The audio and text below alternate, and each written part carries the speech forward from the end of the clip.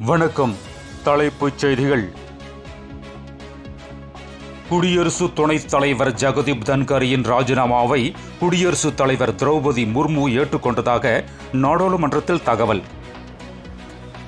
மழைக்கால கூட்டத்தொடரின் போது நாடாளுமன்ற அவைகளில் ஆபரேஷன் சிந்தூர் வெற்றி கொண்டாடப்படும். நாடாளுமன்ற வளாகத்தில் பிரதமர் மோடி பேட்டி. நீதித்துறையின் முடிவெடுப்பதில் AI தொழில்நுட்பங்களை பயன்படுத்தக்கூடாது என கேரளா உயர்நீதிமன்றம் உத்தரவு. தலைமை நீதிபதியாக அல்லாமல் பணிவான சேவகனாக பணியாற்றி நீதித்துறையின் சுதந்திரத்தை பாதுகாப்பேன். சென்னை உயர்நீதிமன்ற புதிய தலைமை நீதிபதி ஸ்ரீவஸ்தவா உறுதி. திருவனந்தபுரத்தில் பழுதாகி நின்ற பிரிட்டிஷ் போர் விமானம் ஒரு மாதத்திற்கு பின்னர் புறப்பட்டுச் சென்றது.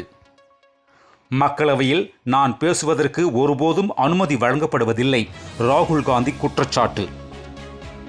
அரசு திட்ட பயனாளிகளை கட்டாயப்படுத்தி திமுகவில் உறுப்பினர் சேர்க்கை மேற்கொண்டு வருகின்றனர். அதிமுக பொதுச் செயலாளர் எடப்பாடி பழனிசாமி குற்றச்சாட்டு.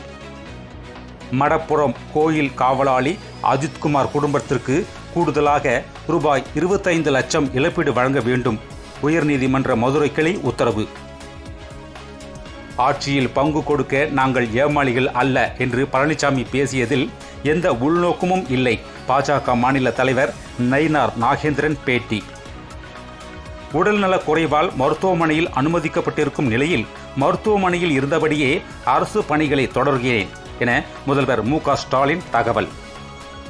சீமானுக்கு 4 வாரங்களில் புதிய பாஸ்போர்ட் வழங்க வேண்டும். மண்டல பாஸ்போர்ட் அதிகாரிக்கு சென்னை உயர்நீதிமன்றம் உத்தரவு.